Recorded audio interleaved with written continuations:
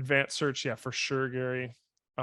Like I said, I'm going to see some questions that are going to pop up. I am going to do my best to answer these questions at the end of the workshop. There's just so much to cover today. I don't think we can afford to stop on individual questions.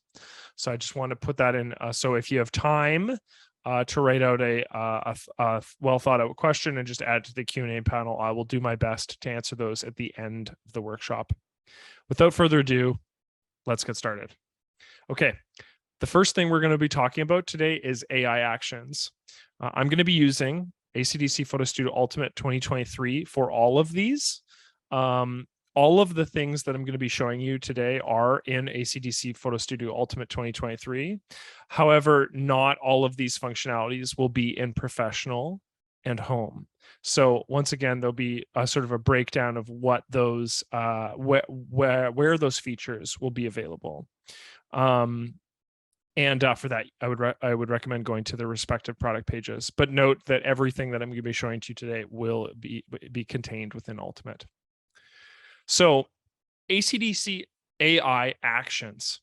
So AI actions is essentially an automated method by which you can make selections or isolations from your images. So if I go to this AI actions folder that I have here, what I'm going to do is let's open up our first guy here and bring him into edit mode. So I'm going to navigate up to the top right-hand corner here to actually go into another mode from the default manage mode. So we have our subject here. This is the guy in yellow here. And maybe to start with, we can talk about where AI actions is located on the UI. So you'll see AI actions pops up in edit mode on the top right-hand corner here. So AI actions is a way to basically do the following, and you'll see that it's right next to the histogram here. Under AI actions, we have the ability to remove the background from an image, select your subject from your image, blur the background from your image, black and white background, which is to say that it will isolate the subject from the background and then make the background black and white. And then we have the ability to select the sky. Some of these interactions will create masks and others will not. They will just create the interaction for you. So I have my subject here. And so we can see that under the layer panel here, that this is this image. What we could do in this case is we could use the AI action to remove the background. And what it would be replaced with is a transparency. So it would essentially, quote unquote, make our background transparent so that we could put our subject over top of another image. And let's showcase that. So I have my image here. I'm simply going to click on AI actions. It's as simple as that. And then what it's going to do is it's going to create, as you can see, a mask on the right-hand side here. Like I said, not all of these tools create masks, but this one in this case does. And what it's done is masked my subject and now erased, or in this case, made invisible the background. It is fair to say too that because this is masked, that background is still that information that was contained in the background is still present on my image. So and I can illustrate that by drawing white on the black part of my mask, which makes that now, quote unquote, visible again. So the fact that it is masked gives me the ability to edit this. And what I can also do, like I said, is I can take this image and I could place a new background on it. So if I wanted to take my subject here, and I'm just going to zoom out slightly, what I'm going to do is I'm going to drag and drop an image from my film strip here, actually onto the layer order itself. So if I can do that, what I can do is I can then reposition this, this item, in this case, this little motorcycle image here. We're just going to place it in the background of my image. I'm essentially going to take this motorcycle image that I dragged and dropped from my film strip, click commit, and then I'm just going to lower this beneath my subject now. And I have, in a two-step process, essentially created a background that is contained within is a background of another image. So I've isolated my subject here, and then I've done the background blurring in addition to moving this sort of image beneath it. So this was a really quick and easy process that is made possible through that remove background tool, which has then, like I said, done the process of actually masking my image for me. Okay, select subject. So I'm going to navigate to another image in my film strip here. So I'm going to navigate to this subject right here. So select subject works a little bit differently in that it doesn't actually create an action for you. So in this case, if I click on select subject, having navigated to my image here, what it's going to do is it's going to select my subject.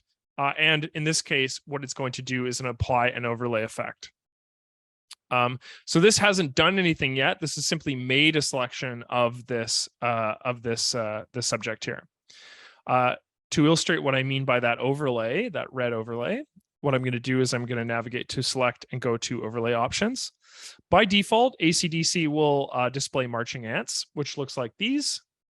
But you can go into the quote unquote select overlay options and then display the selection highlighted, which in this case is displayed in red.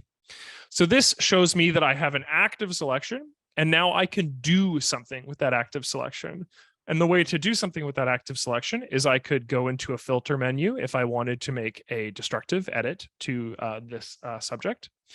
Or what I could do is I could go into any of the adjustment layers. And what they're going to do is it's going to mask this image in corresponding to whatever adjustment layer that I've selected. So for reference, why don't we, to just illustrate what I mean, go to the split toning adjustment layer. So once again, all I've done is have an image, clicked on select subject. The select subject is automated. And then what I'm going to do is I'm going to click on the split tone adjustment layer. What you may notice that when I have clicked on that split tone adjustment layer, then you'll see that the mask here contains that select subject information. So I could create a highlight of, like, I don't know, cyan if I wanted to, and the shadows of, say, like a darker purple. And then that's now changed my subject. So that would be with, this is without, that would be with, that is without. So we can do other things. We don't necessarily have to select people. I can click on my image here of an object. In this case, the object is this controller. If I clicked select subject, it will create the same operation and then select, in this case, my controller, which I can do any number of things with. I can go at a point to select deselect to remove it from the selection. While we're in this controller, this would be a very good illustration for the black and white background. So what we can do here is we can take our controller, once again, just a single layer, and we'll click on the black and white background. And this is going to be very obvious, but it's essentially going to take that yellow in the background and turn it into gray. So it's going to move to grayscale. So this has taken the background from my image and maintained the color properties on the subject itself. So the subject being the controller here. Let's illustrate this in a different image. I'm just going to navigate to another image in my film strip. So in our image here, we have our subject, which is this boat, and then we have the remainder of the background. Once again, let's click black and white background, and that operation will be complete. Note that when it comes to black and white background and blur background, these operations are essentially destructive, meaning that they're finalized. So this does not add a adjustment layer. This does not add a mask to my image. It simply completes the operation. If I wanted to replicate blur background or black and white background in a non-destructive way, what I could do is I could undo this adjustment. I could go to select subject, which in this case should select the boat. And then what I will do from there is I will click on the quote unquote black and white operation from the adjustment layer tab on the bottom right here. And what I can do from here is I can simply click the mask and invert that mask so the background is black and white. So the tool itself up here in the AI actions, the black and white background and the blur background are destructive, and they will essentially change the final image here. But there is the possibility to use the select subject to complete the same operation non-destructively just by simply clicking on the mask and going to the invert button. So these operations are really, really cool. And let's just go back to, let's deselect our image, go back a couple here and click on black and white again, just to illustrate how well it's achieved that black and white background. Pretty impressive stuff. So blur background, let's choose an image where this would be relevant. Actually, this one's not bad. Let's go to this one. So I'll go to our image in this case of the dirt bike or the motorcycle here. And what we will do is we're going to click on blur background, which works in, again, it's going to be up at the top here. And if I click this, what it's going to do is it's going to take my subject, isolate that subject from the background once again, and then blur the background itself. AI actions, edit mode only, yes.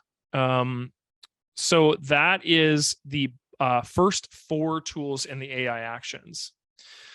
So these first 4 tools work very similarly in that they're all capable of selecting a quote unquote subject. So that subject will be your focal point in your image, and that will be oftentimes a human or an object in some way. Sometimes maybe it would be a prominent building, that sort of thing, and it will do the process for you. Now let's focus on the next tool, which is the select sky functionality. And in order to talk about this, I'm going to showcase a different folder with different images. So I'm just going to navigate to manage mode, discard that, and go to our clouds folder here.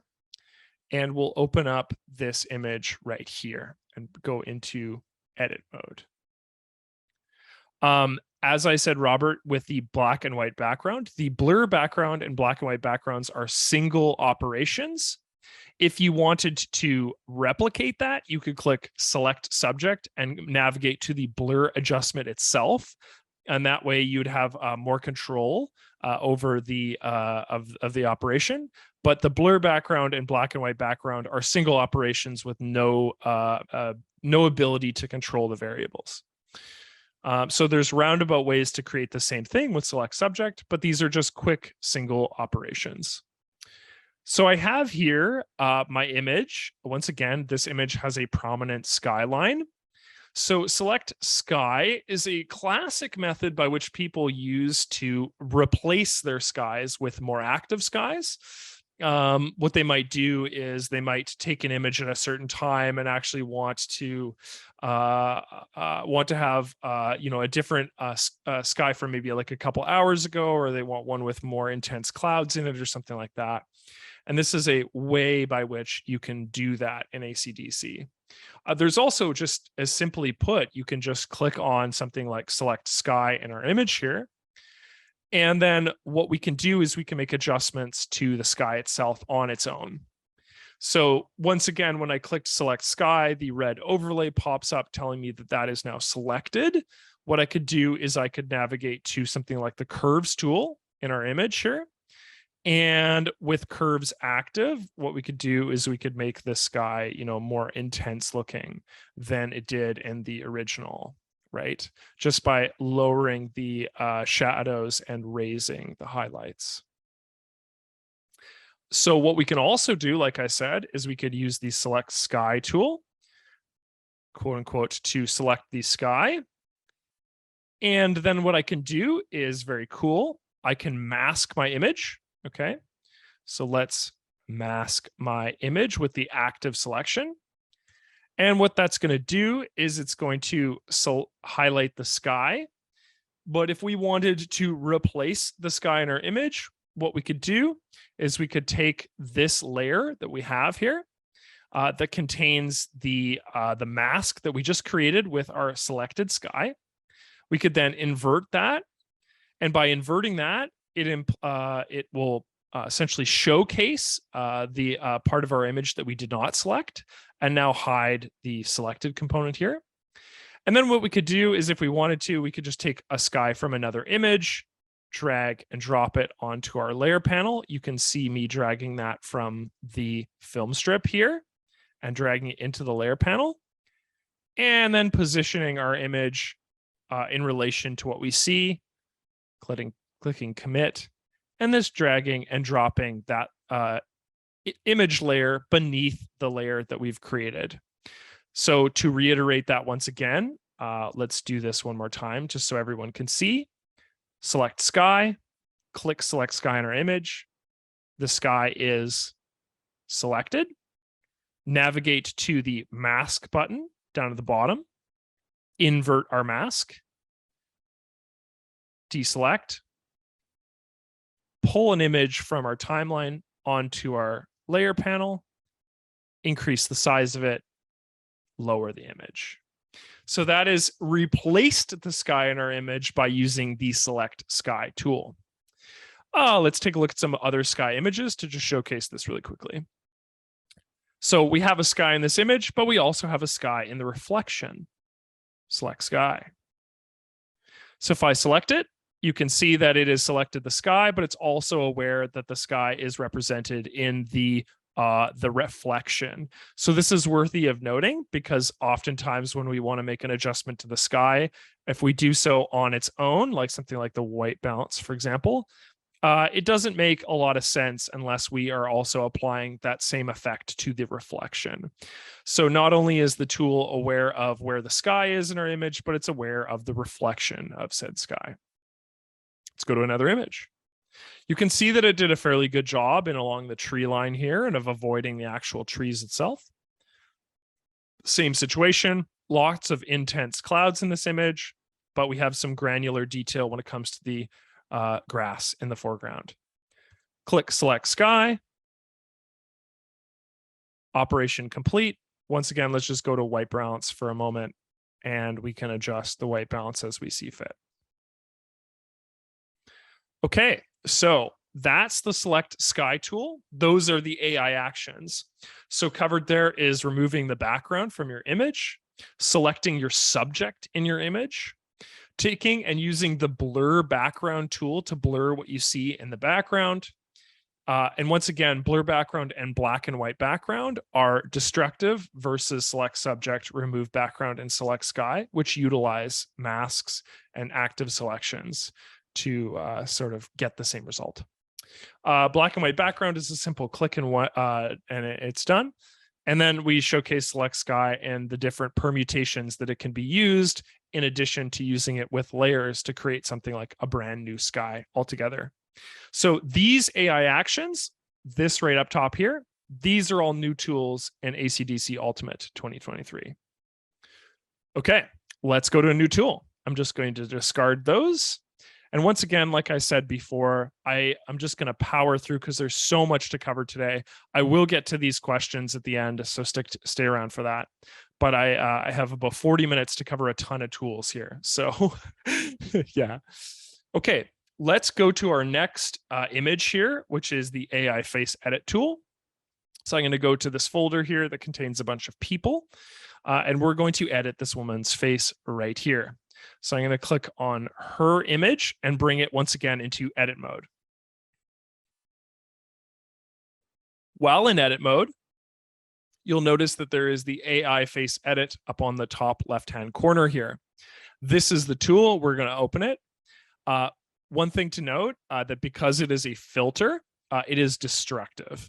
So if we want to maintain our original image here, it would be a good idea, at least as we're interacting with our active file here, it'd be a good idea to duplicate your base image.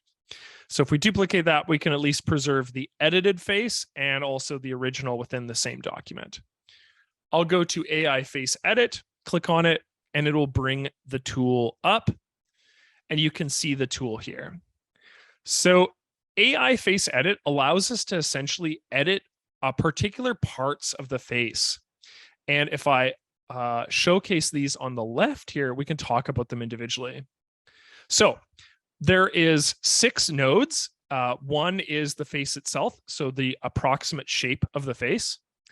We have one that contains eye-related tools, so tools that adjust the eye size, shape, crow's feet, like wrinkles beneath the eyes, that sort of thing. We have one that affects the eyebrows, like the length, width, thickness, and tapering of those eyebrows. We have the nose, which adjusts the overall shape of the nose.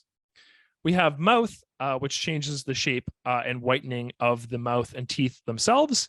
And then finally, we have a makeup tool for subjects that contain some degree of makeup or you want to add makeup to your subjects. Now, what this tool actually does, just to describe behind the point, behind the tool itself, is it creates these AI points.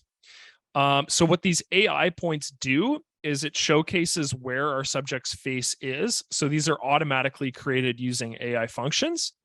And it essentially takes these nodes and it uses them to manipulate the face itself. So a couple notes about this. First and foremost is that it's a better utilized. The tool is better utilized when we have an image that face is forward facing rather than angled away from us or angled into another direction. It will still work on images that have a slight angle to them where the face isn't front on, but it certainly performs at its best when it's sort of, like I said, sort of front and center and not in any way a profile image. So now you can see where those AI points are set. If you want to, you can adjust them. So if there are a couple AI points that actually need to be moved, you can do so. And that's going to better the results when we actually navigate back to the edit face. This editing of the AI points is not fundamentally necessary. It will operate without having done so. But if we want to tweak the overall shape of our image, we can do so that way. So if I click on edit face, let's talk about a couple changes. So one that might seem obvious is that we can actually thin the face. So I'm just going to move these very slowly so you can see what I mean. But we can actually thin the face or vice versa, expand the face. So you can see that what that doesn't actually interact with is the eyes and nose. That kind of maintains their position overall. And is expanding sort of the outward range of our face itself. When I right click on a slider, it sets it back to its original position. Jawline, we can again tuck in the jawline or expand the jawline. We can expand the chin. As you can see, the chin is pulled downwards or upwards, depending on its relationship to the slider. I can increase the forehead length or decrease the forehead length. Let's go on to eyes now. So if we open up the eyes, one of the very obvious things we could do is we could actually make the eyes smaller, the eyes themselves, or the eyes bigger. A note too is that by default, these three first items are linked, meaning that the size of the eyes is a linked measure. So when you draw these outwards, you can see that both sliders for the left and right eye are applied at the same time. In the event that we want to isolate one of those things, we can click on the link and actually isolate one eye by itself in the event that we want to increase one eye instead of just the two joined together. So these can essentially be linked and unlinked at any point. So height, so we can actually make the eyes seem more closed or more open. We can widen the eyes, make the actual width of the eyes larger or shrunken. We can increase the spacing or decrease the spacing. This is one you might not need to play around with too much because most people's eyes will feel relatively centered in their face. If we zoom in slightly, what we can actually showcase here, I'll just zoom into there. We can actually sharpen the eyes themselves. So as I sharpen them, let's see if I can show a previous. You can see that there's actual sharpening happening in both of the irises and the sclera right there. We can whiten the sclera. So if I draw this slider forward, this might be very subtle, but you will see, oops, you will see the slight whitening in the sclera right there. If I zoom back out, oops, I want it sort of a relatively zoomed in. That's better. What we can also do is we can take these slight wrinkles that appear underneath the eye line themselves, and we can smooth those out. So I'm just going to smooth wrinkles left and right, and you can see that they are removed slightly. Here's without, here's with. Again, when I'm moving these slowly, I'm not seeing the adjustments so quickly, but if I just move them dramatically, you can see the effect of before and after. This subject doesn't have any crow's feet, but we could smooth the crow's feet if we wanted as well. The crow's feet just being located on the left and right of the actual width of the eye. Okay, let's return these to the defaults and go on to eyebrows. So we could simply make eyebrows thicker if we wanted, or change the direction outwards if we wanted. There's also ways of changing the actual inner portion, so closer to the bridge of the nose here, inwards as well. Let's talk about the nose briefly. So again, the things like height can be adjusted. So I can actually move the nose relative to the position of her face. I can make the nose wider or thinner if I wanted to. I could increase the tip length or decrease the tip length. And then I can add something called contouring, which, as you can see here, sort of adds a highlight to the edge or to the bridge of the nose. Let's quickly focus on mouth. Our subject here has very, very white eyes. But if we wanted to, we can go through the process of whitening her teeth even more. We can also change the smile. So I can actually increase or decrease the smile in relation to the original, which is sort of set in the center here. I can also change the thickness of the lips themselves. So you can see the lips increase in size on the top or on the bottom. Finally, let's open up makeup. So we can increase the saturation of the lips themselves. So if we had lips that were relatively unsaturated, we can increase the saturation on those lips. We can change the hue color. So if I wanted to slightly change the color, let's see if I can get a purple here. There isn't one, it looks like. But if we wanted to go slightly more orange, we could do that. This might look better if it's subtle. There we go, because this can get very blue. Yeah. But you can change this, essentially the hue of the lips themselves. Some fairly unnatural looking lips in that section there. What we can also do is we can add blush and change the blush color. So increasing this will add blush to the cheeks. And then once again, we can change the color of this however we like. And that's going to be applied in those cheek areas right there. Lastly, in makeup, we can add eyeshadow.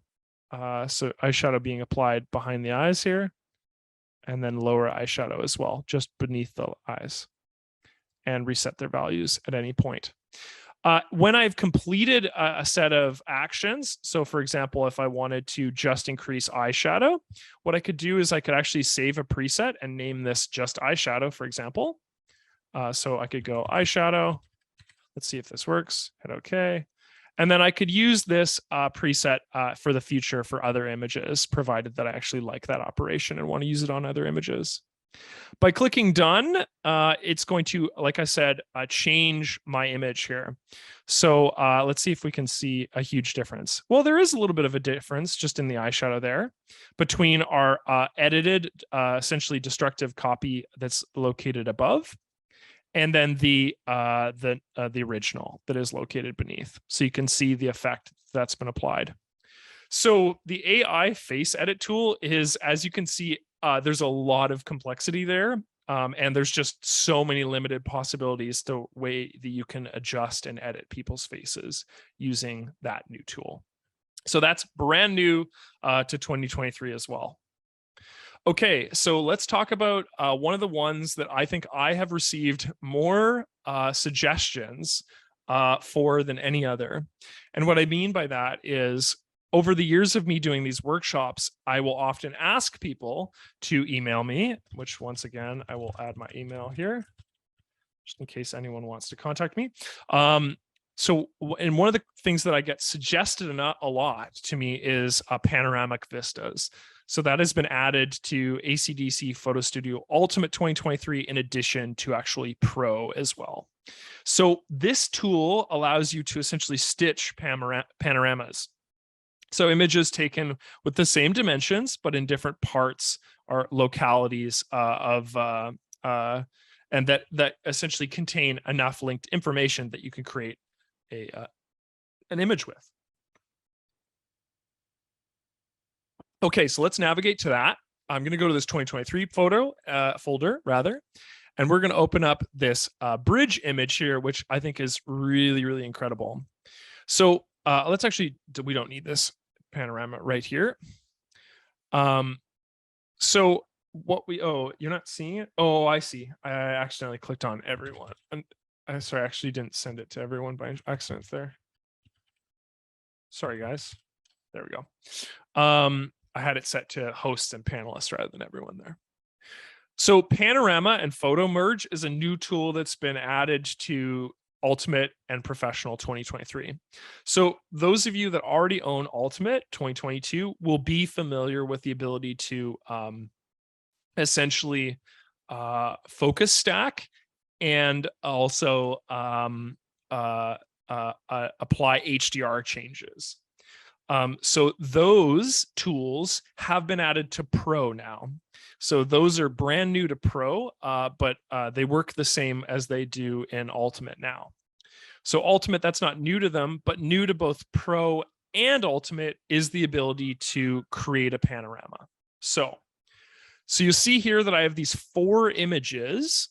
They're taken at different parts of a bridge, but have linked information. So what I can do is I can click on all 4 of these items and I can go to Process.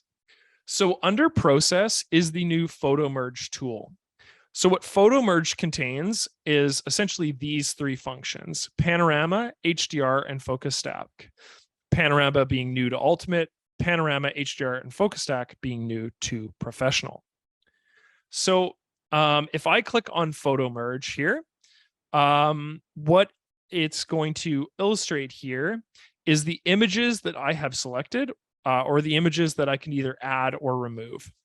So it's going to give me the option to choose a method that I want to employ. In this case, it's panorama. I want to create a panorama image with this. And then it's going to, I have the ability to add additional images if need be. I don't in this case because I don't actually have any more images that contribute to this panorama.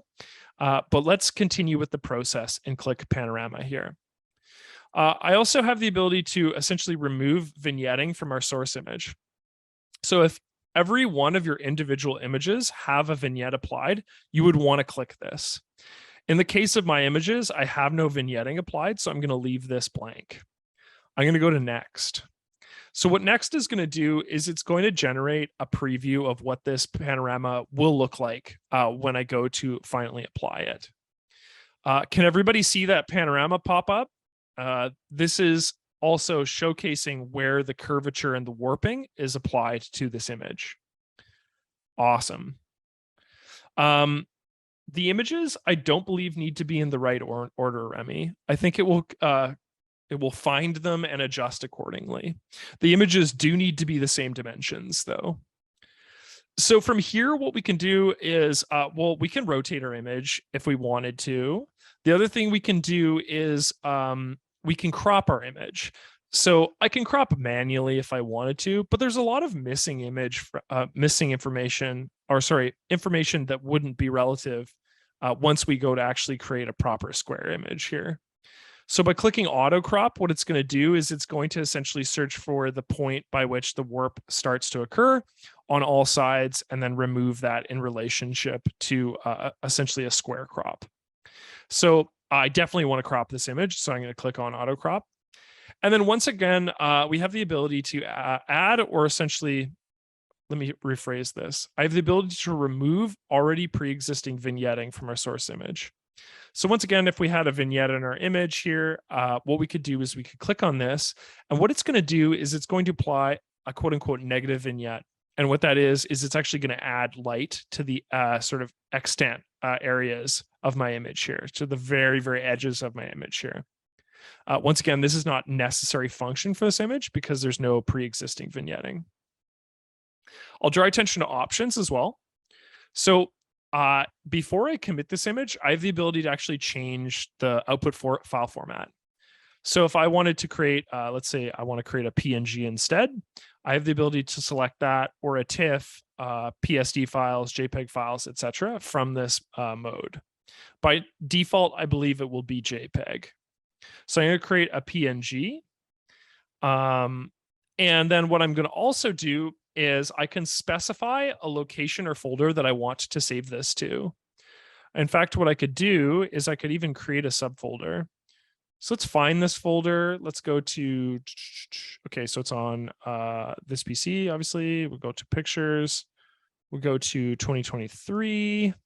I will go to auto crop, and then I'm going to say okay. And then what I can do within auto crop is I can actually create a subfolder. So I'll just create a subfolder and I'll name it quickly. Let's say Panorama. And when I do so, what it's going to do is it's actually going to save a PNG, and it's going to create a new folder within this section when I go to merge this image here. So I click merge, it's going to blend these images. This might take a moment, so we'll just wait for it to finish its operation.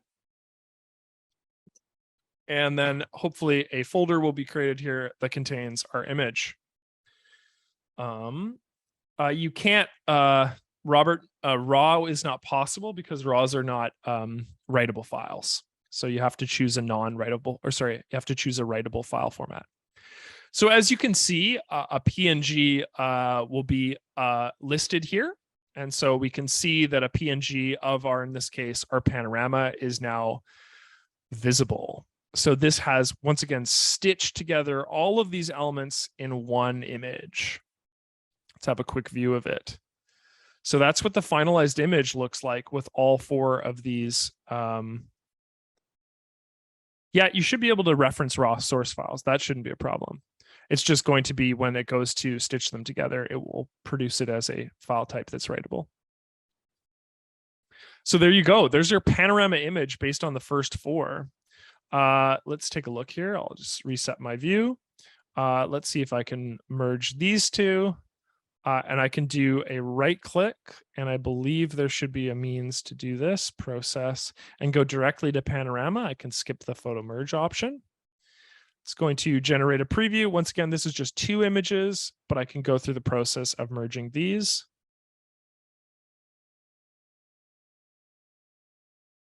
And let's see if it had saved. Oops. Let's do that again here. Just make sure that I have the correct location listed here. Oh yeah, it should be created in there. Interesting.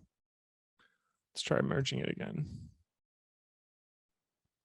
Keep in mind that this build is still in production. So if we find a glitch, then that is all a part of the beauty of a product that is still in production.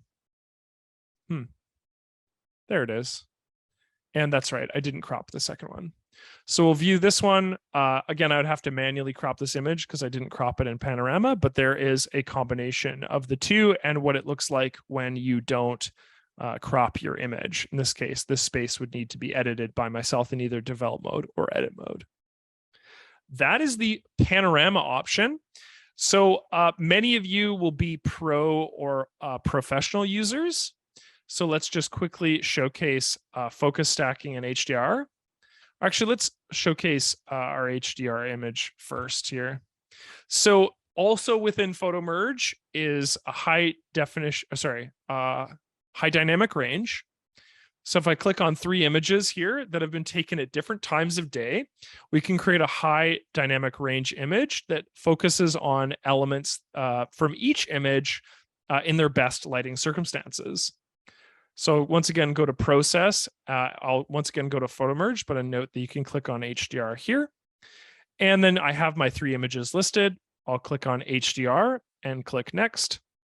And once again, ultimate users will be familiar with this, but I have the ability to select a preset.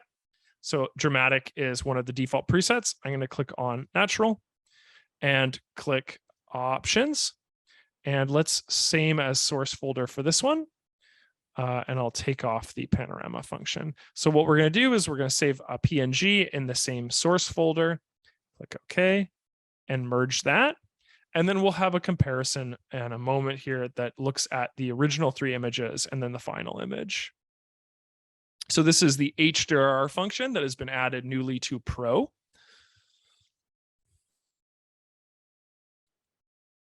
Okay.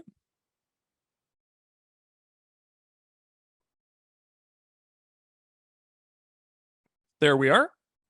So I'm going to I'll click on all 4 of these images. And I'm just going to click on the compare images button down at the bottom right-hand corner here. And we'll have a look. So we have our sort of like our midday option right here. We have our bright option, I guess, with the highest ISO settings right here. And then we have our night option. And then we have our final HDR image that it basically combines all 3 of these items and their lighting qualities. So you can see that the building was taken from this. You can see that sort of the steps in frontal area right here, it was taken in this area right here. And pardon me, you can see that the sky was taken from this. And so it's done its best to merge those 3 items into a final image here. It does automatically align images. And then for focus stacking, we can showcase this as well. Delete the focus stack. I don't know how many the maximum is, Greg. Again, this is an older tool that's recently been introduced. I'll see if I can find an answer for you if you email me. So if I click on all of my pinecone images here, and all of them have varying lighting circumstances, or sorry, not varying, but different focal elements. So if I go through and I click on these, you can see that as I click through, the background becomes more in focus than the original image. So the pine cone is in focus in these first couple shots. And then as I move forward, you can see that the background, this area of the background is in focus. So what I can do is I can take these images and I can use the same photo merge tool. And this time what I can do is I can click on focus stack rather than HDR or panorama. And it's going to take a moment to load. And I think this might be one of the slower of the 3 processes because I'm interacting with much more images in this case. But if I go to options, same as source folder, PNG, awesome, and then merge that, it will take a moment to align this image and then produce the final focus stacked file for us. Okay.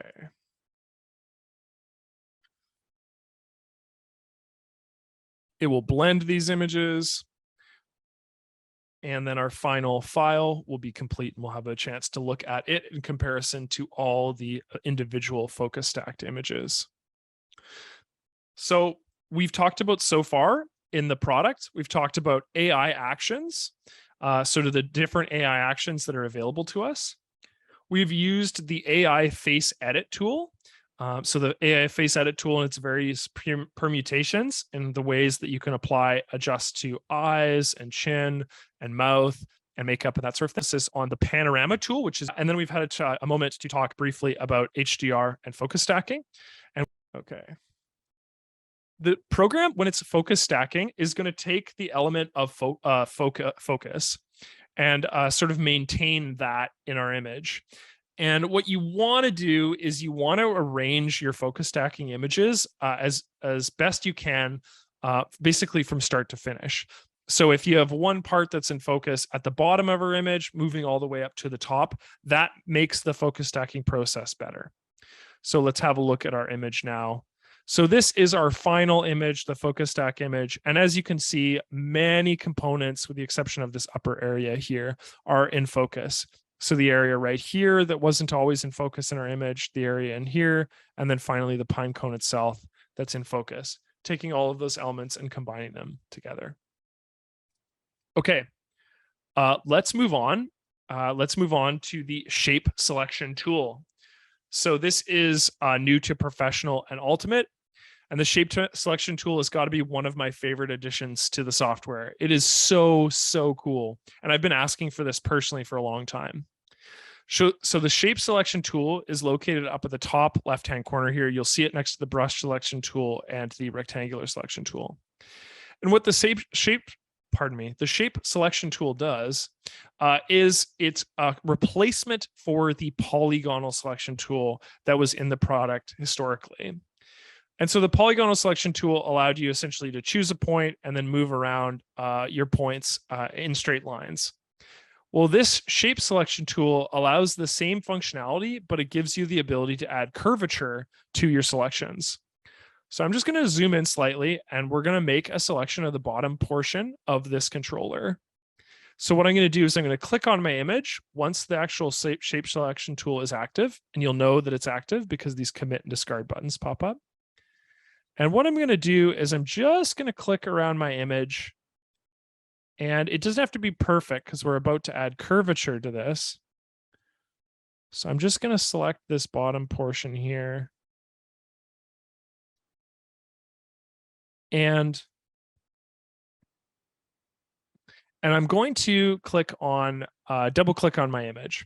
And by double clicking on my image, that's going to finalize the sort of the selection. And it now gives me the ability to add curve nodes. To add a curve node, what you do is you actually click on the in-between area. And as you can see, as I hover over this, a little curve dot will appear on my image here. And if I click, drag, and hold, you can see that being added. And essentially, my curve is now applied in that area. I can drag this. Let's zoom in a little bit so you can really see this. I'm just going to navigate down. So you can see as I do so, I can pull and drag these curve nodes. And I can even take these corner nodes and move them, and that will actually change my image as well and add those curves by essentially adjusting their original or its original location. And so I can go through and I can add these incredible curves to my image, pulling outwards or inwards, depending on where I need to go. I'll draw this one inwards here. And that sort of gives you an idea of how those curves can be added there. Now, what I can do is I can actually right click at any point to add another corner node. So that, oops, I don't know why that was added there. I'm going to commit that actually. Or I can just delete it. Let's see if I can add a corner node here. There we go. So I can take the actual selection itself. And then what I can also do is I can commit that selection. And when that selection's committed, I can use the tool again to add more parts of my image. Excuse me. So if I wanted to go back into the tool, provided that the add to selection is actually selected, I can just go through and just keep adding these points. Like there's really no rush to doing this. And I don't need to select all of them over my image in the first selection. I can sort of take my selection in strides and finish it that way. So I'm going to double click to set. And then once again, I'm just going to draw these curve points outwards. And you can see how this selection process works. I actually would, or I've used, I was actually really, how to say this? I was very excited when they add this because there's lots of selections. Well, now that there's lots of selections that are possible with the AI functions. But for those that aren't, this is a really precise way to add selections, especially ones that you wouldn't necessarily use the brush tool for. So when I click on commit, you can see that that is then added to the selection, and I can do whatever I want with this. I can mask it if I needed to, or I can make specific adjustments to this. But that really just goes to showcase the power of something like the shape selection tool, which has been added as well. Excuse me. Pardon me. Okay, let's go on to the develop presets, of which there's only 2, and this is a rather quick feature to showcase. So I'm just going to navigate away. Let's go to our food folder here. So added to develop mode is a couple of brand new presets.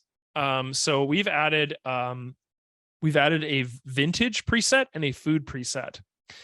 Those of you that are familiar with develop mode will see that our presets are all located on the right-hand panel here. And these presets are editable in the sense that as soon as you can add them, you can actually tweak those values. So if I go to the food preset here, which is brand new to 2023, I can click on our first preset here. And what you can see is that preset has been applied in the history window here. And there are some brand new adjustments that have been applied. So in general, there's been some adjustments applied, and we know this because the node goes blue. There's been some light EQ adjustments, some color EQ adjustments, and some detail adjustments to my image as well. And so these are individually editable, and what I can do is I can reset these values and go down to other values, other food presets in this case. Let's find one that suits the image the best. Oh, that one's really good. So I'm going to select this fourth preset here, and it looks like this one is a combination of detail adjustments, soft focus, color LUTs, general, and post-crop vignette. So if I didn't like the post-crop vignette, I can reduce that or strengthen that. If I wanted to remove it entirely, I could do that. If I wanted to adjust the color LUTs, it looks like a Herschel color LUT has been applied. Let's see here. If I wanted to increase the soft focus or decrease the soft focus, I could then adjust that preset. This will be uploaded to our YouTube page, Greg. So ACDSee Photo Studio. I will link that at the end. Also, if we navigate away from this food folder, if I go to discard that, let's find another image, maybe let's go into this GPS folder here. If we go to our vintage folder, we can see, vintage preset, we can see what that looks like. So vintage is right here in develop presets, and we can click on those various presets to try them out with our image. This might not work because of the sky. Let's see. Yeah, let's go to an image with less a prominent sky. Let's try this image, for example. These might be a bit dark for this too. Oh, that's nice. But these are the vintage applications within the develop presets. And you can see that I apply different sepia tones to our image. That one works really well here. So you can play around with these develop presets and see what they look like in your finalized image. This one's nice because it doesn't affect the sky, but it also changes the tonality of the house rooftops in here. Brian, I don't have a specific date for you. I don't believe we have a set release date yet, but it should be this month. So those are the develop presets. I don't think we're going to have time to talk about quick search, so let's move right on to advanced search, which is extremely powerful. So this has been something that has been asked for considerably as well. So we have a advanced search panel that by default pops up on the top right here. Okay. So search used to be a panel that you'd have to add by going to panes and advanced search here. But now by default in the software, it is added and is located on the right here. So this is the advanced search function. So search allows us to do some pretty complicated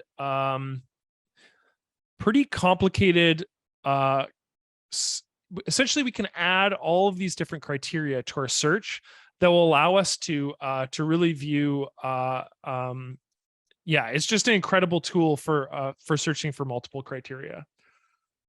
Pardon me. So we have three, so we'll basically go down from the top down and we'll talk about each.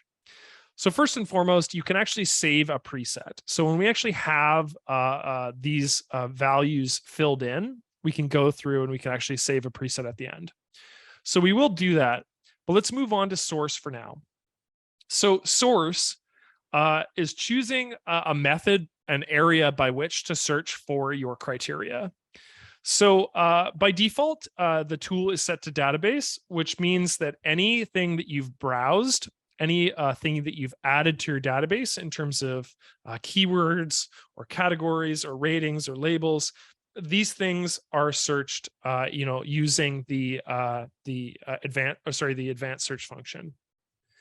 The other method that we can search is a specific folder.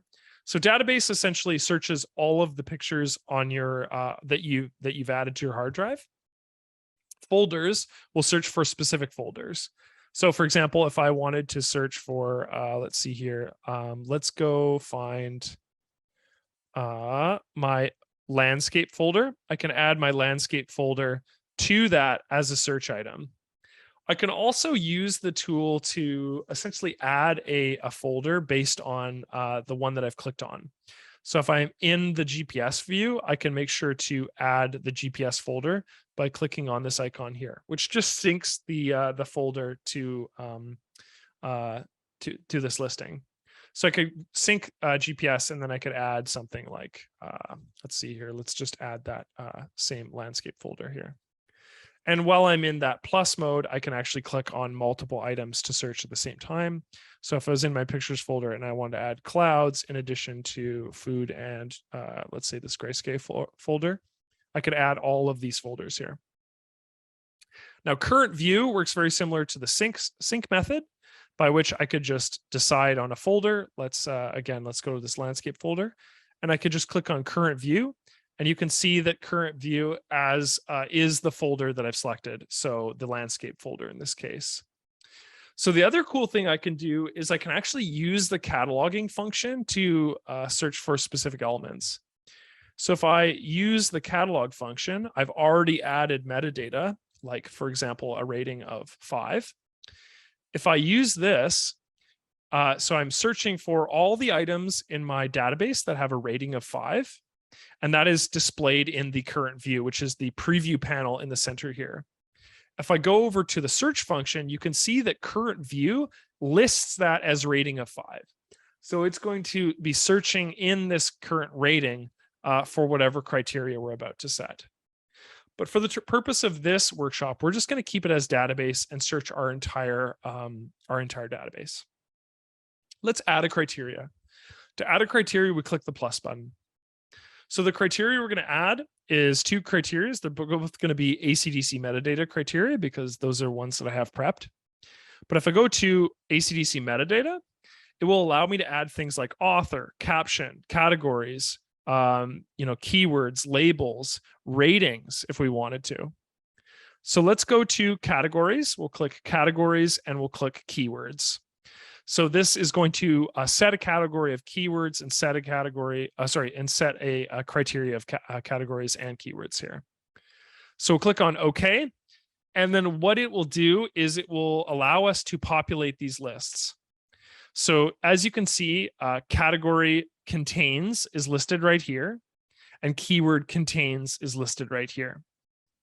So what I can do is I can click on this checklist here, pardon me, and I can add a preset category to this list. So what I could add is the place category. So what I'm going to do is I'm going to click on that. And then when I click on OK, what it will do is it will populate that. So places is listed. Let's see if I wanted to add a second one, let's say travel, it will indicate that places and travel have been itemized. So this is so much of an improvement from the previous method of searching. What I can also do is I can add a keyword. So we're going to add a keyword by once again clicking on this checklist section here. And let's look up, what do we have a ton of? Let's look up buildings and see if this returns any results. I'm going to click on OK. So with places and buildings listed, what I can do now is I can start my search. But a note, so when I start my search, it's going to be returning the following for me. If I go to return folders, it will return the folders. If I return folders and their content, it will be returned. So both in this case, or I could return folder contents only, which in this case, I don't actually have any folders with the name of places or buildings. I'm pretty sure if I just go to return folder contents only, it's going to set those images. So that will be ideal. So I'll click on start. And as you can see, I now have a huge list of images that I've searched for that contain the following category, a category of places, and the keyword of buildings. Let's add another one. I'll click the plus button again. In addition to categories and keywords, let's also add a rating. I'll click on rating of OK. And you can see that rating is listed here, and we have the ability to choose the rating. So I'm going to click on 5, which traditionally, when I've added it, is like, oh, that's an image that I've rated at the best quality rating, a 5-star rating or a 5 rating. And if I click on search, it will refine those same qualities that I have. Pardon me. So it's going to refine that to include all of the 5 rated images. So now I'm searching for categories of places, contains buildings, and has a rating of 5. So now what I can do is, let's see here. I could change this too. One of the components that's incredible about this is I could have an and or. So I can change this to be searching for categories of places with the keyword of buildings or images that are rated 5. And I think this will produce a ton more images for me. So what this does is it searches for all the images in my folder that you can see here that are both places and buildings. And so a bunch of them are, in the center here, right? Places and buildings. But it's also incorporated a bunch of images that don't have those keywords or categories, but have a rating of 5 because I've defined it as or. Here's an easier way to understand this too. Instead of a rating, let's add a person. I'm going to go to ACDSee metadata. I'm going to add people. Click OK. And let's add a person here. Let's see here. I think I just added somebody for this. And let's see here. Oh, I haven't added her to the people mode yet. Okay. So let's add this person. Let's add Brian. Okay. So what I'm going to be searching for now is a category of places, a building, a keyword, and then also it's going to contain the person of Brian, which, as you're going to see here, won't exist in my database. And the reason why it won't is because Brian is not in a building image that is also a place image. So what I can do is I can click on or, and then it can produce a category of place, a keyword of building, and then also any images that contain Brian. So here I have all my place and building images. And if I scroll down to the bottom, you can see I have all my images that contain Brian right here as well. This is so powerful. Okay. This is incredibly powerful. And just the ability to add and or search functions is huge, right? This is an immense improvement. And I'm just showcasing ACDSee metadata. I haven't showcased files and text, so searching for file names. I haven't showcased EXIF data. I haven't showcased file properties. I haven't showcased certain IPTC information. There's way more than just ACDSee metadata. I'm just showcasing ACDSee metadata because I know that I have images that have these qualities. Okay, so now that I have this set, I've got my place and my buildings and my Brians. This is my search. So I could simply title this. I'll go places with buildings plus Brian. See if it'll let me get away with the plus in that. So now that's saved. So I can actually bring up this search whenever I want. So if I just search for specific qualities, like, maybe I'm a photographer, right? And I want to search for all my wedding photography images. They have a category of wedding and a rating of 5. Or I want to search for all my wedding images, my wedding images that have a rating of anything but 5, or for example. And I can go through the process of saving that preset, and that way I can just bring it up whenever I want as I'm adding this metadata to my images. So hugely powerful, just incredible new tool. Like advanced search is a huge game changer. Okay, I have 2 more features to cover, and then we have to call it quits for today. So the features that I want to just showcase are really quick ones. Let's go to thumbnails here, go back. I just want to focus. Some people have been asking about WebP images and WebP image support. WebP image support is now applied. So you can view WebP images. So if you have downloaded these off of the internet, or if you have saved your images as WebPs, those are now visible in ACDSee. Also note that you can see that it applies to GIFs as well. So these two images are GIFs. WebP GIFs are now viewable. That's just a quick one. And then the last one is media mode. So in media mode, previously media mode was a viewer-centric mode only. So you could not add metadata in this mode.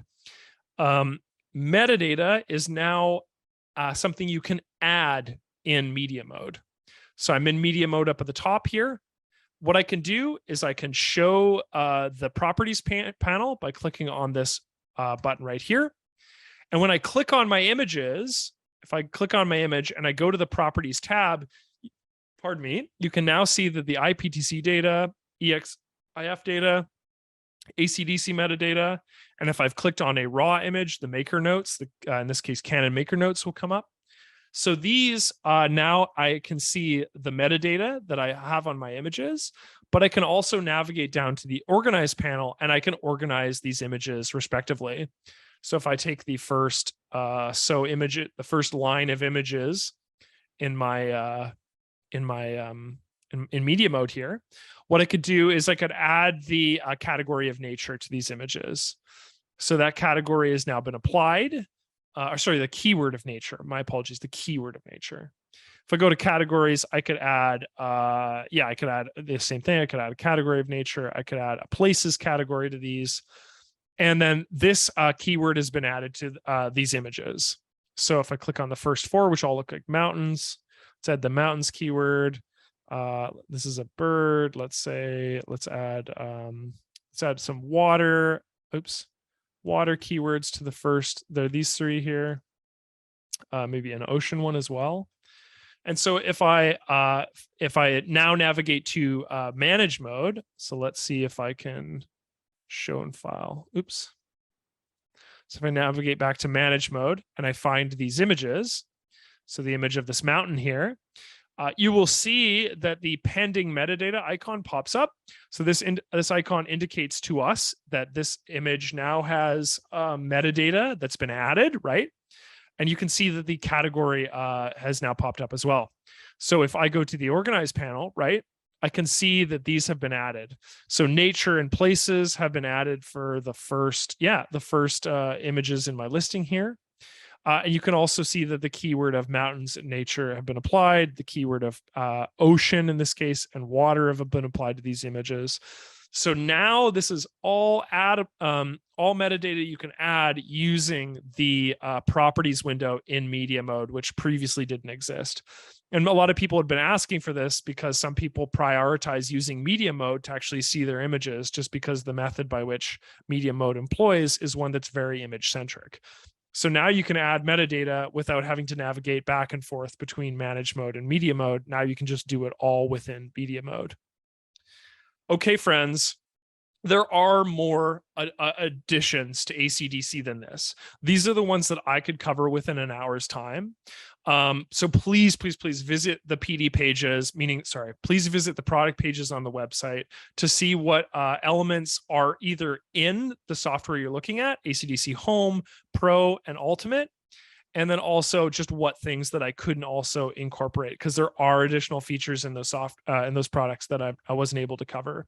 And once again, a note that the features that I've showed you today, all of the features that I've showed you today are on Ultimate 2023. Okay, some of the features like AI actions and AI face edit are not on Professional. Okay, so some of these features are only on Ultimate. Some of these features will not be featured on Pro or Home. So just know that check to make sure that the feature that you want is on the software that you're looking for.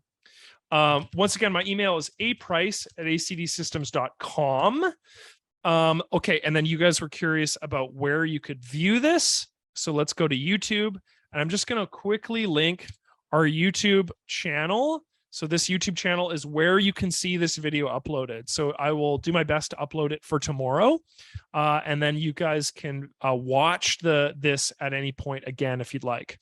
Okay, without further ado, I'm going to blast through as many possible questions as I can answer, okay? So I'm going to use the Q&A panel to answer any of these questions, but the workshop is formally finished, okay? Does it require Windows 11? I don't believe so. I don't know, though. You might have to double check the product page. Antoine asks, Canon R7 camera has a raw burst mode, which exports all images of the burst in a single CR3 file. So far, the individual CR3 images can only be extracted in the camera body or with Canon's DPP software. Is there any chance ACDSee will develop a disentangler for Canon's burst files? No. So the reason why is because we don't have access to the data of that file because they're proprietary files to Canon. We can't actually do anything with those raw files. Like we can't convert that into another file. So there's a very strong likelihood that we won't be doing something like this because it would require access to proprietary information.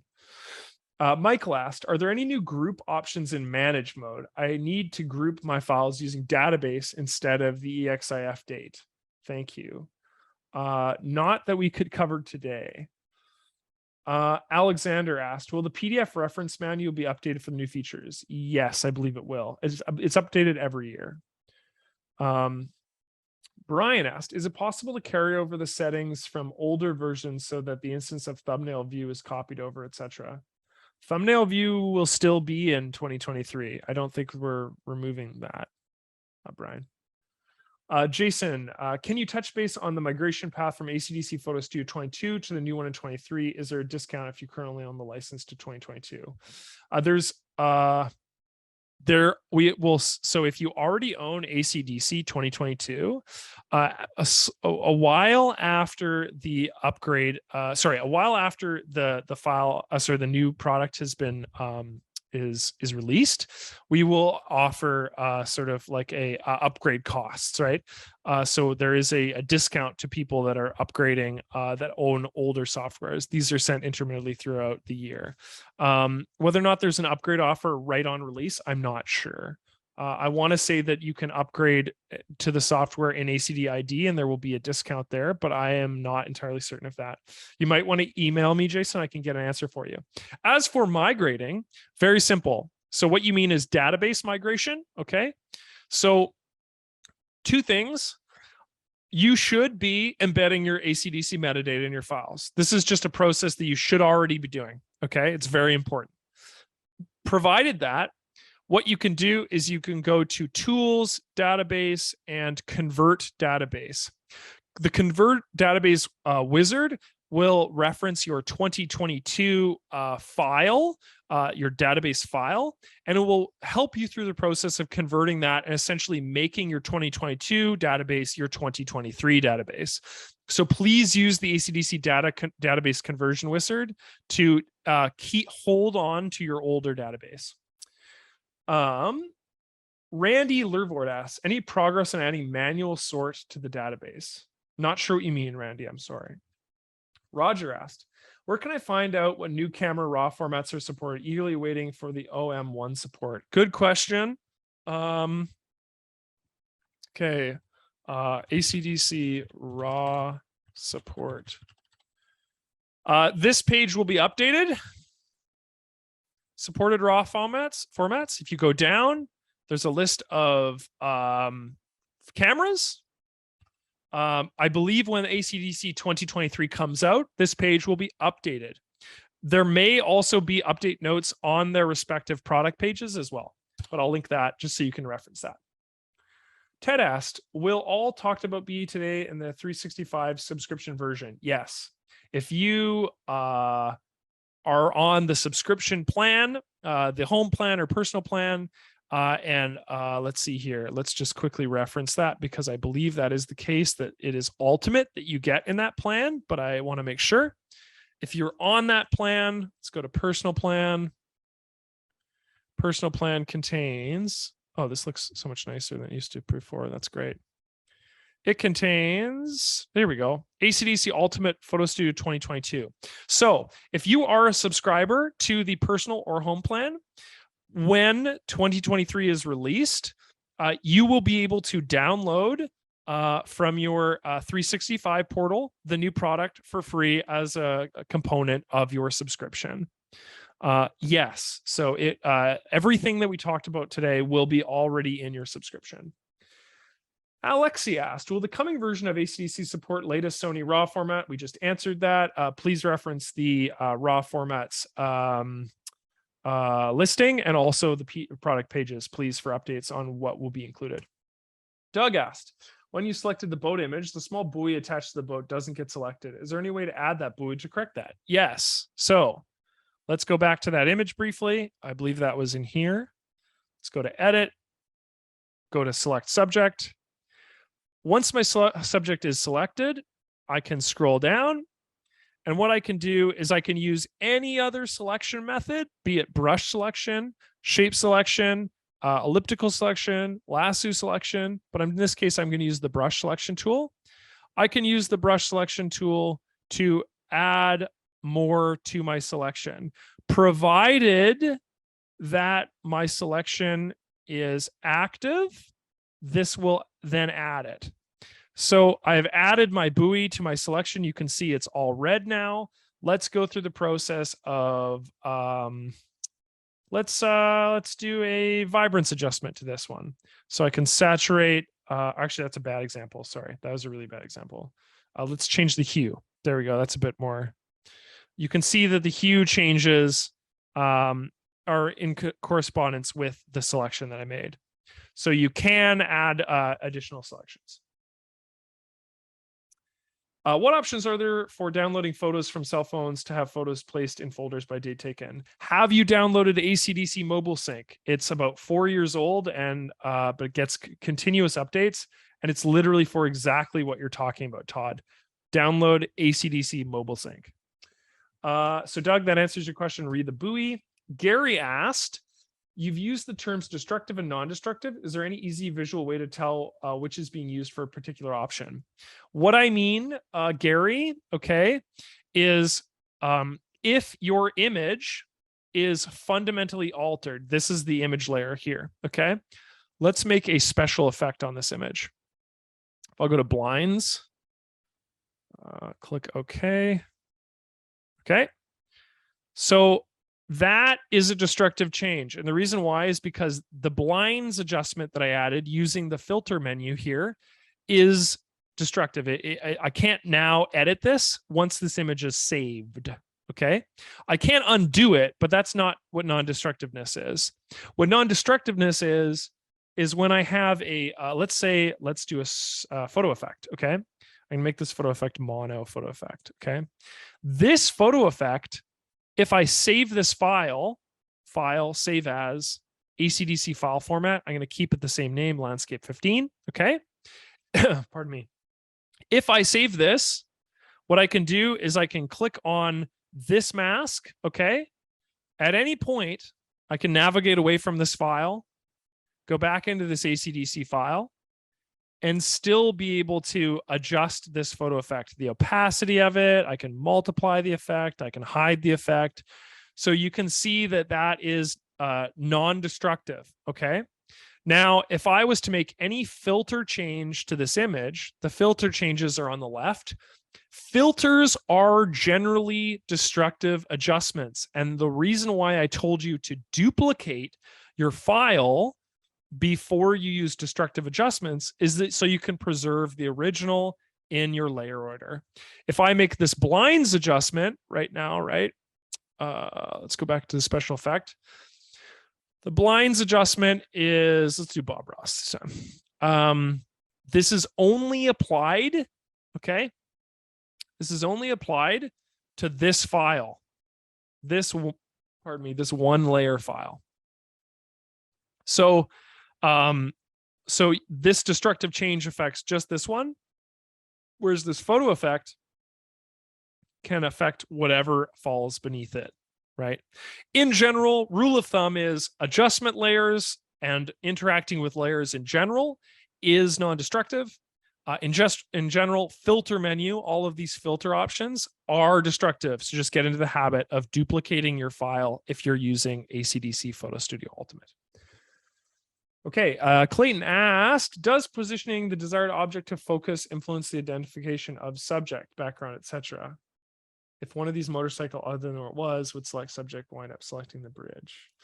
I don't know the answer to this other than I think if you had created a composition image, saved it as a JPEG, and then gone to select the subject, it might select both subjects because they're both technically in focus. I don't know the answer to that. I don't know how the actual algorithm that the AI applies.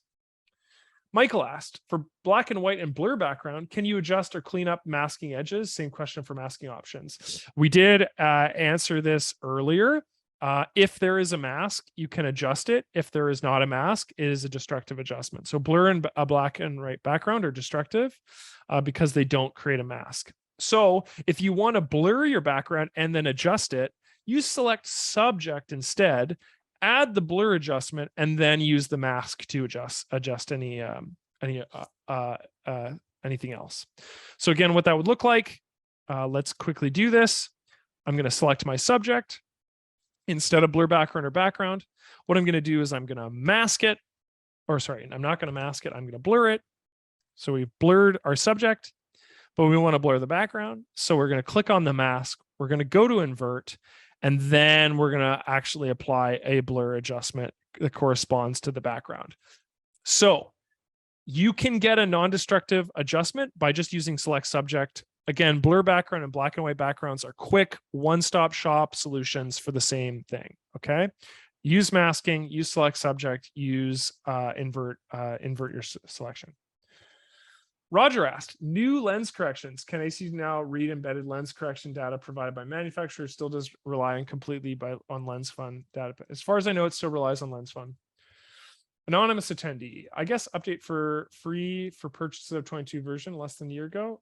Probably not, no. This is a new product. If it was less than a year ago, you would have to, if you don't have a subscription, you'd have to purchase again. Stephen asked, is there the new iPhone image format included in operations? I don't know. You'll have to check the raw formats, or sorry, the formats there. Also, the respective product pages will have more information on what formats are applied. Do you support MPO images? Another format question. I'm sorry, I don't know the answer to that. Anonymous attendee. Hello, I just updated a version of 2022 Ultimate several weeks ago, and now this update came out shortly afterwards, which is disappointing. It's technically not out yet. You still need to either upgrade or purchase the product. Clayton asked, how much effective use is made of multiprocessor CPU, clearing, impact processing? I don't know. I'm sorry. Maybe send me an email in regards to that question, Clayton, and I will get a more specific answer for you. Daniel, any words on performance improvements 2023 version? I believe that there is a variety of speed and performance improvements for 2023.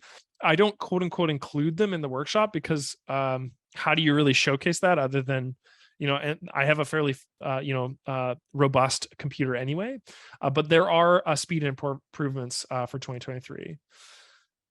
GPS data now be added. GPS information is already addable using the map tool, Stephen. Clayton asked again, advanced search, what controls the order of operations, i.e. is A and B or C parsed? This is adjustable, I believe. If you go to advanced search, you can rearrange the order of these things by moving them up and down in the layer order. So if you want something to be searched first, those are sort of repositionable using the up and down move tools. So that will search for specific things first before adding other criteria. Okay, we have about 4 minutes left here. When I email a picture using Outlook, I have to access my address book, but when I use Gmail, how can I access? I'm definitely not going to know the answer to that. Sorry, Patrice. Elaine, will all personalized tools, quick tools, presets, and workshops workspace migrate when upgrading to Ultimate 2022 to 2023, unlike from 2021 to 2022, or will there be a way to copy certain verbatim and necessary data into the ad hoc new location? Can you save the person's presets? I don't know the answer to this, Elaine. Can you email me in regards to presets? A workspace I don't think is preserved. You'll have to reconstruct that. I just want to know. I just don't know the answer. Presets. Please email me. Brian, is it once again my email as well, so people have it. aprice@acdsystems.com. Brian asked, is it possible to carry over the settings from older versions so that instance of the thumbnail view is copied over? Again, please convert your database. That might answer your question, Brian. Frank Edwards, Face AI, is there a function to change iris color? No, I don't believe so, not in its current rendition. Iris color is changeable in edit mode, and I believe also is changeable in develop mode. Sebastian asked, does this new ultimate version support integrate the usage of data color, spider, checker colors like Photoshop and Lightroom? Don't know. Sorry, Sebastian. You might have to email in regards to that. Alan, are there any improvements to digital noise reduction? Not that I'm aware of. Rainer asked, will there be enhancements for integration of Nick collection? I believe Nick collection is already supported, but that might not answer your question, Rainer. Anonymous attendee, does this support Liquify or equivalent? There is already a Liquify tool in ACDSee. Edit mode. Liquify is located under Liquify, geometry. We're liquefying. Liquify already exists in the product. AI Conant, is there any automatic way to embed the face detection names as keywords in the metadata? Is there any automatic way to embed the face detection names? Not that I'm aware of. I think they have to be added as keywords. I'm not certain of this. Stephen, can the Lightroom preset be added to ACDSee? There is a listing. There's if you look up ACDSee Lightroom support, there is a page that details what support. Let's see here. Yeah, what functions are supported for Lightroom. Albert asked, what about support for HEEC images? I believe HEEC images are already supported in ACDSee 2022. I don't know. I'm not certain about that, but I think that's already the case. Also, if believe you can just check this as well. Let's go. Oh no, that's not a raw format. Sorry. If you use a destructive action, can you save it under a new name? Yeah. So what I normally do is when I have made a destructive change to an image, this is sort of an aside, but if I made a duplicate this layer, and let's say I did liquefy this one layer, this is a liquefied layer. Statue of Liberty is all a mess. What I can do is you can see that my liquefied layer is on top. I can just rename this as liquefied destruct. And that's renamed in relation to my file. Now, when I save this as an ACDSee file, sure. Now, when I save this as an ACDSee file, this ACDSee file, which is non-destructive, contains that destructive adjustment, if that makes sense. So I'll go back into this ACDSee file. Liquefy destruct is there in addition to the original. That's why I say make duplications of your layers. And yes, you can rename them. Brian asked, must leave now. Take care, Brian. Thanks so much. Can you just make a black background? You can remove your background. Let's see if this works with the Statue of Liberty. Remove your background. And then what you can do is you can add a blank layer. And in that blank layer, you can fill it with black. So remove background using the first AI action, add a blank layer, fill the blank layer with the color black. Susanna, I sure like the new features. Thank you for the presentation. You're welcome. Thank you for participating. David asks, HEEC images are already supported. If I need to use HEEC or on another unsupported program, I convert to TIFF. That makes sense. So you've answered that person's question for him. Thank you. I unfortunately have to log off now, friends. If you have a question that I wasn't able to answer that you really need an answer to, you can email me. That is the adjustments the improvements and additions to ACDSee Photo Studio 2023, specifically looking at the Ultimate. Yeah, this is going to be out soon. I don't have a hard date for you, but we'll be out soon. You can start you can pre-order it now. What else is there to say? Email me if you have any questions. Email me if you have any suggestions for future softwares. And if you have any support related questions, you can also email me, and I do my best to get the right person to contact you. But that is 2023, friends. I appreciate your time. There was, yeah, well over 250 of you in this presentation, which I was very excited for. So thanks so much for your time. I hope you have a great rest of your day. And as a reminder, this will be on our YouTube page for you to view, likely tomorrow when I have time. So you can navigate to that page right here. Okay. Thanks so much, friends. Take care. Hope you have a great rest of your day.